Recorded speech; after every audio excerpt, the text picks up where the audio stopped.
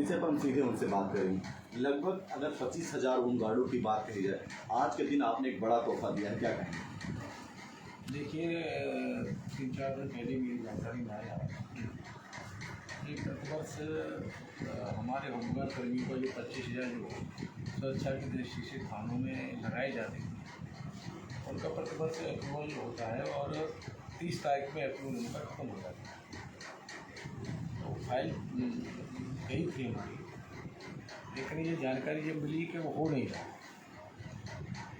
हमने जानकारी करने की कोशिश की तो क्योंकि पहले पुलिस कर्मियों की कमी थी, इसलिए 25,000 होमगार्ड कर्मी हमसे मांगी गई और उनका पैसा जो सैलरी जाती थी तो गृह विभाग को ही जाती थी, उसी से वो अपनी सैलरी 25,000 को वो स्वयं देते थे।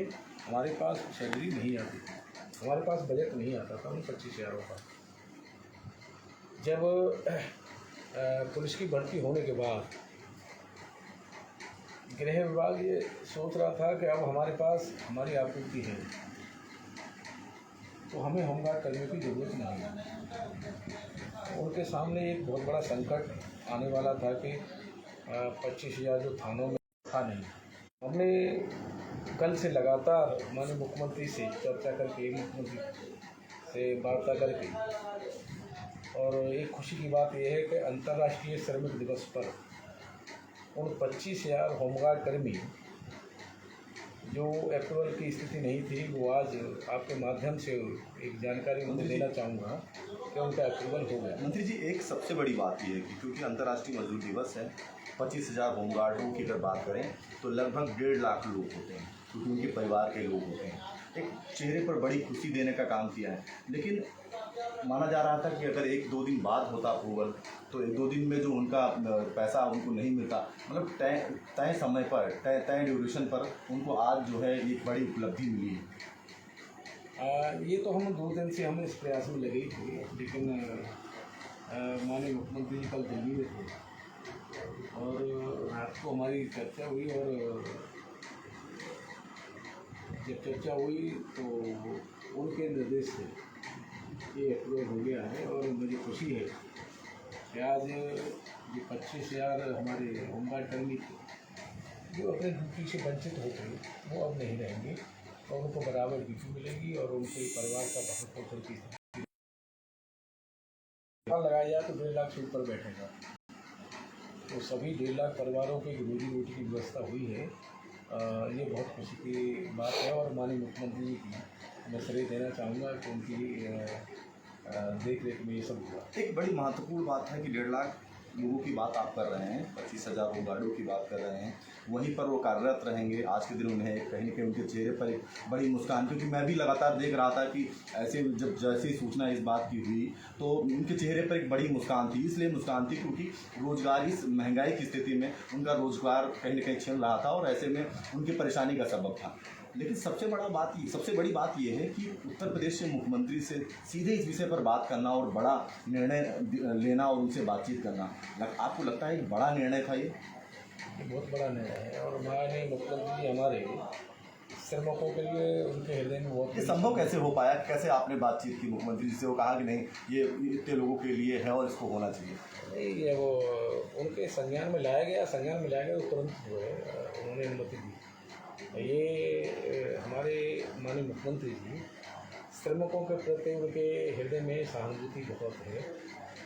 आपने देखा होगा कि कोरोना काल में भी हमारे जो श्रमिक भाई उनका काम छूट गया था, उनको निःशुल्क राशन की व्यवस्था हमारे माननीय मुख्यमंत्री ने की। तो श्रमिकों की तरफ से उनके मन में श्रद्धा है, और श्रद्धा है तो जब उनको भी महसूस हुआ कि 25,000 होमगार्ड कर्मी ड्यूटी नहीं करेंगे, हमारे पास होमगार्ड के पास बजट नहीं है, तो एक रोजी रोटी का एक संकट होता ही उनके सामने। तो ये तो बहुत बड़ा काम आज हुआ है श्रमिक दिवस पर।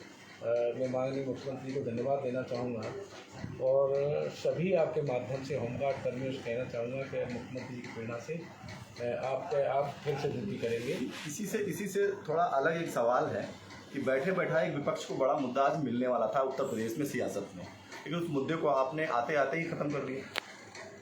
हमारा काम है कि माननीय मुख्यमंत्री ने जिस तरह से भरोसा हमारे ऊपर जताया है और पिछली साल जिस तरह से हमारी सरकार ने काम किया है और फिर दोबारा हमें आम जनता ने हमें मौका दिया है, हमारा दायित्व बनता है कि जो विभाग हमारे पास है उसकी हम चिंता करें, जिस विभाग के अंदर हमारे लोग आते हैं उनकी हम चिंता करें और हमारा दायित्व है कि जनहित में जो भी हो हम उसमें अच्छा करें और करने का प्रयास करें। एक आखिरी सवाल हमारा ये है कि लगातार आप जनता के बीच में रहते हैं, जन जुड़ाव की बात करते हैं, लेकिन जिस बड़े एजेंडे को आप पहले दिन से ही पास करा देते हैं और वो एजेंडा ख़त्म नहीं होता, उसके पहले आप आगे सोचने लगते हैं, इसलिए सोचने लगते हैं कि आप वर्दी की बात करने लगे हैं, आप जो है होमगार्ड की तमाम उन सुविधाओं की बात आप करने लगे। एक बड़ा आज आपने एक बड़ी पहल जरूर की, बड़ा एजेंडा पास किया है, लेकिन आप इसके बाद आप वर्दी की बात करने लगे, स्वच्छ वर्दी होनी चाहिए, होमगार्डों के लिए लगातार सोचना शुरू कर दिया है। ये दूरदृष्टि सोच है।